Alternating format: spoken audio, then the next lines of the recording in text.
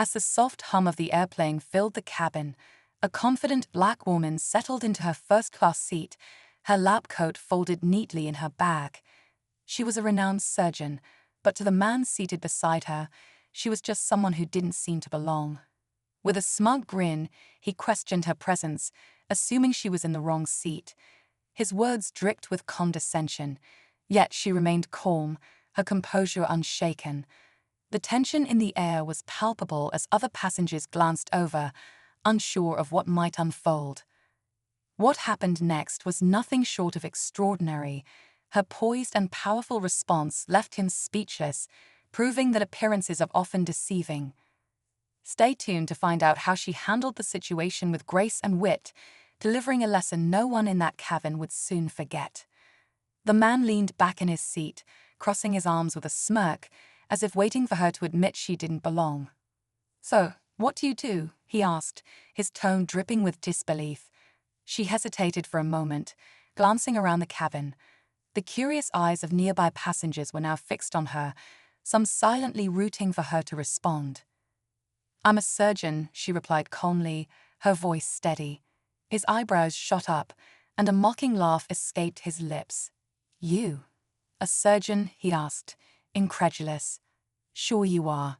His tone was dismissive, as if the idea was absurd. The woman didn't flinch. Instead, she studied him for a moment, as if deciding whether he was even worth her response. Tension filled the air, leaving everyone around wondering how she would handle the insult. The man's disbelief seemed to fuel his confidence. "You know, I've met real surgeons before," he said with a condescending chuckle. "They don't usually look like you." His words hung in the air, heavy and unspoken. The woman's expression remained calm, but her eyes betrayed a flicker of frustration. Meanwhile, a flight attendant paused nearby, sensing the tension but unsure whether to intervene. A few passengers exchanged uneasy glances, as if silently debating whether they should say something. "You must mean well," the woman finally said, her tone polite but firm, "but I'd suggest being careful with assumptions." Her words were calm, yet carried a weight that hinted at years of proving herself in spaces where she wasn't always welcomed. The man shifted in his seat, but instead of stopping, he pressed on, unknowingly digging a deeper hole. "Come on, you can't expect me to believe," he started, before she interrupted with a composed, steady response that left everyone on edge, waiting to see how this encounter would unfold. The woman took a deep breath, her calm demeanor unwavering, even as the man's remarks grew more arrogant. "I've worked in my field for years," she said evenly, her words measured but resolute. "But it seems no explanation I give will change your mind, will it?" Her statement caught the attention of more passengers, who now leaned in slightly, eager to hear what would happen next. The man, emboldened by her composed response, leaned back in his seat with a smirk. "It's not personal," he said casually. "I'm just saying, people usually earn their place here." The woman's lips curved into a small smile, a look that hinted she was about to turn the tables.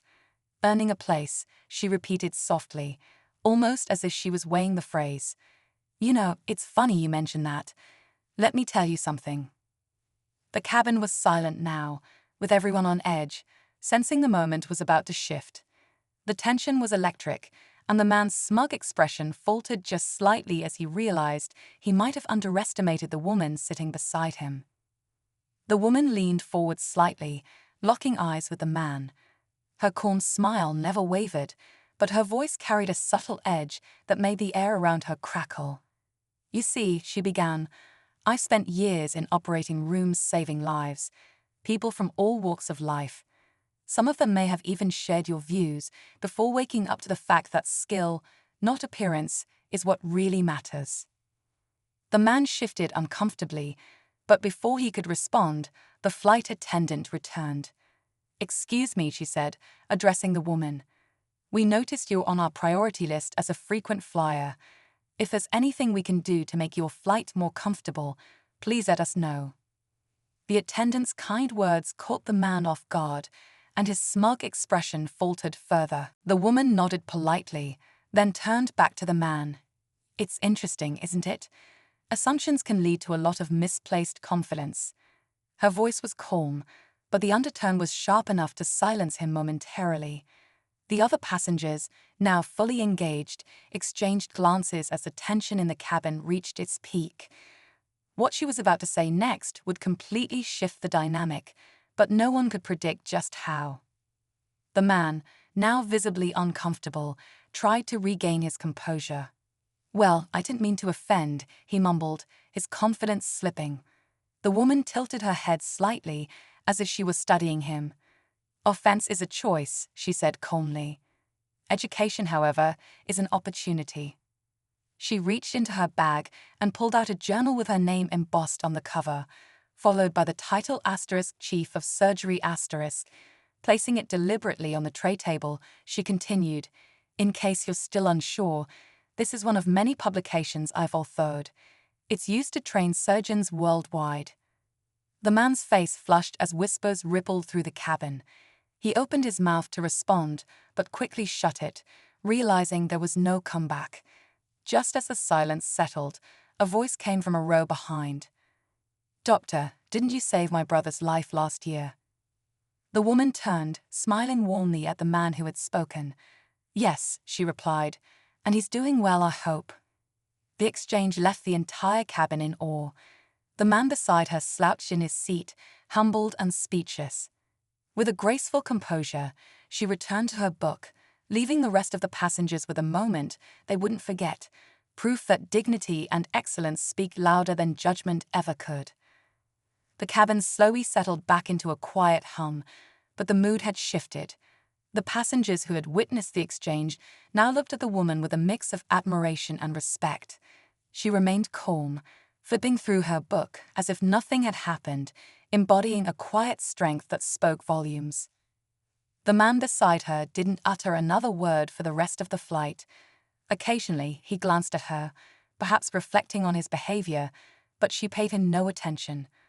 When the plane landed and passengers began gathering their belongings, she stood, her presence commanding the space without effort. As she walked down the aisle, a few people nodded at her, offering silent acknowledgement.